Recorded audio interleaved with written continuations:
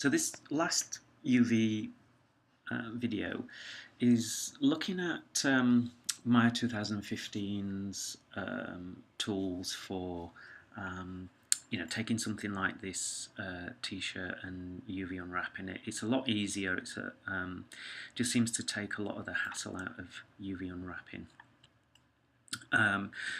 As with all UV unwrapping, you still need to consider how you're going to lay it out.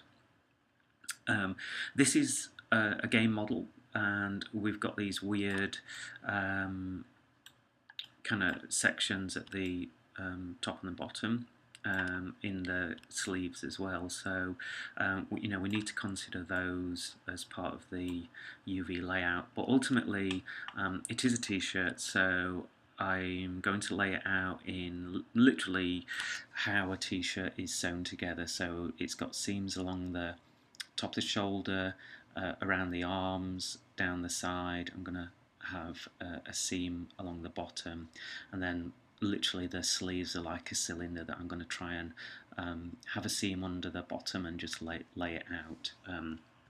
Whenever you're UV unwrapping characters, clothes, this kind of thing, wherever possible, place your seams in areas that are least visible. So in this case, the seam under the arm makes it least visible. Okay, so let's have a look at Maya 2015's toolset. So if I bring up my UV texture editor, you can see the UVs are quite messy. Okay, and this process is literally all about selecting the edges that you want to cut, and then ultimately unfolding the areas that you've got. So literally, if we go to edge mode, and I'm just going to start by cutting along the bottom. Again, you can shift and double click and just make sure you get that selection. And then in your UV texture editor, you've got that tool that looks like a pair of scissors. So you can see the click on cut, and that's literally cut those edges, but you can't actually see what you've done until you turn on, if you go to display polygons, turn on texture border edges. Okay, and there you can see that wherever I've made the cut, it goes a little bit thicker. If you want to make that line even more thicker, for visibility's sake, go to edge width, which is under texture border edges, and just let's have a look at doubling it. And there you go. So literally, that when you're doing this method, make sure you have texture border edges turned on, and you can literally see the seams that you're cutting. Okay. So next, I'm going to look at cutting the loop around the arms. So I'm going to select the middle loop of those three. Again, just make sure I've selected all those and cut. And you can see that goes thicker. And again, double click that loop and cut. So I'm starting to cut the panels into core shapes. Now what I'm going to do now is let's start cutting out the differentiating the front from the back. So I'm going to select this loop down here. Now what I can do is just shift select and go down one at a time, which is fine. Okay, cut that. So you can see I've joined the two seams together there.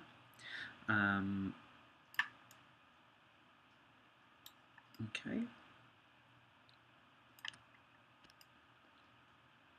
But another way of selecting is, if you know you want, this is the start and this is the end, select the start and shift and double click the end, and it will join everything in between. So that's a useful way of selecting as well. Again, click on cut. That goes thicker. Okay. This screen grab recording is making Maya quite slow. So now what I'm going to do is I'm going to I think I'll select that loop for the inside. Actually, I'm gonna do the one on the outside. Generally, collars have that different kind of ribbed texture, so I'm just gonna cut that.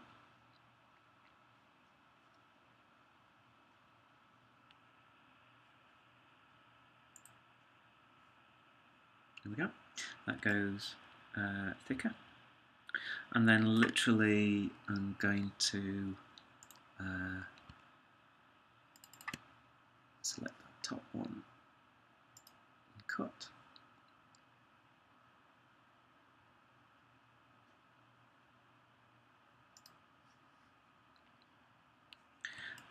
And then go around the other side.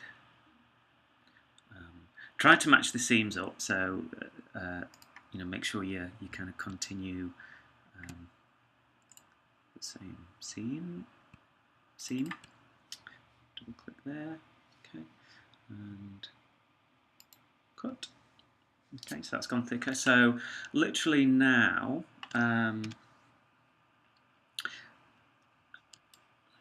if I just press F, what you can see, I've got the front panel. I've cut the bottom bit, and I've cut the back panel, so that should come off as one clean plate. So I've got these inner sections of the arms.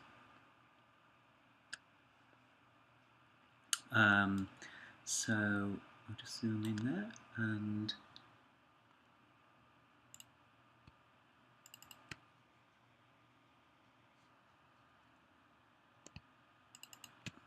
shift select that one and cut.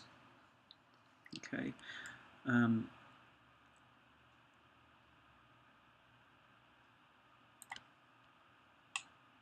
Just do the other side.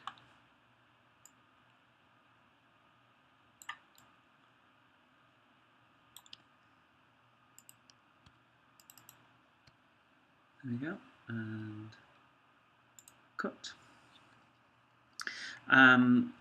So lastly, it is just doing the seams underneath the arm, so it's joining these together. So select that one and shift select this one and cut.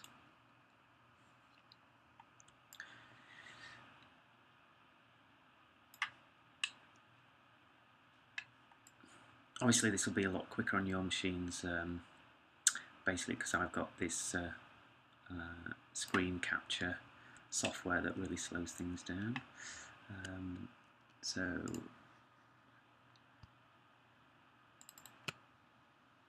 click there and cut. Okay, so that really should be defining my seams of the layout. Okay, so you're thinking slightly differently. You're just literally going around your object and working out where you want the seams to be.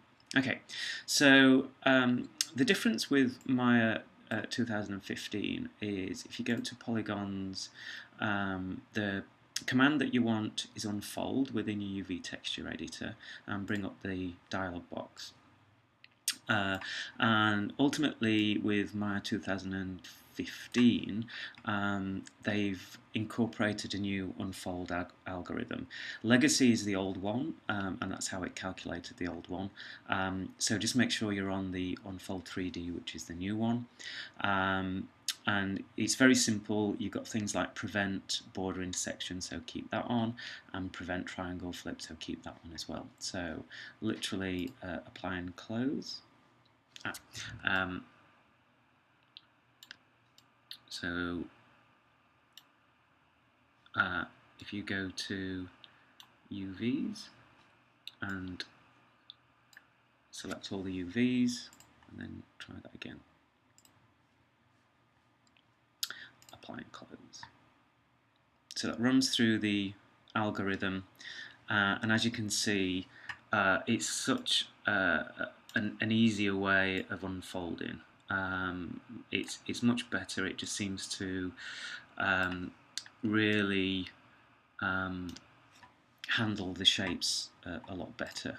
And so this is ultimately the layout that you get. So it may be that in terms of it automatically tries to put everything in your 0, 1 space, but you've still got quite a lot of wasted space here. So you can still go in to your UV. I'm just going to select one, select shell. Move that out of the way for the time being. Same with, this is one of the sleeves. Select shell and move this out of the way. And I just wanted to focus on one of the sleeves because you'll see that even though the process is so much better, some of the UVs are still a little bit wonky. So don't be afraid of selecting individual UVs and just straightening them out. Literally just organise them in terms of what would be easier to paint, if you were painting a 2D texture. And there you go. So you can go in and tweak. I mean, obviously I'm just doing quite a quick job.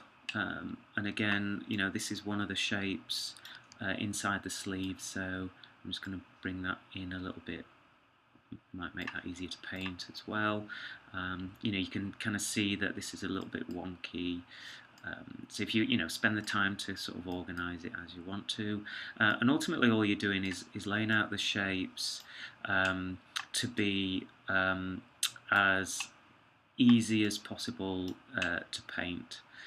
You can see this sleeve has also got little bits of wonky things as well. Okay. So again, the process is exactly the same. What you need to do is, once you've got the shells, you can then look at bringing all the shells back into this 0, 1 space and do the jigsaw puzzle to make it as good a fit as possible without any wasted space. So this is the front and back, so I would scale this one up a little bit to match this one and just rework it to make it a lot easier to paint.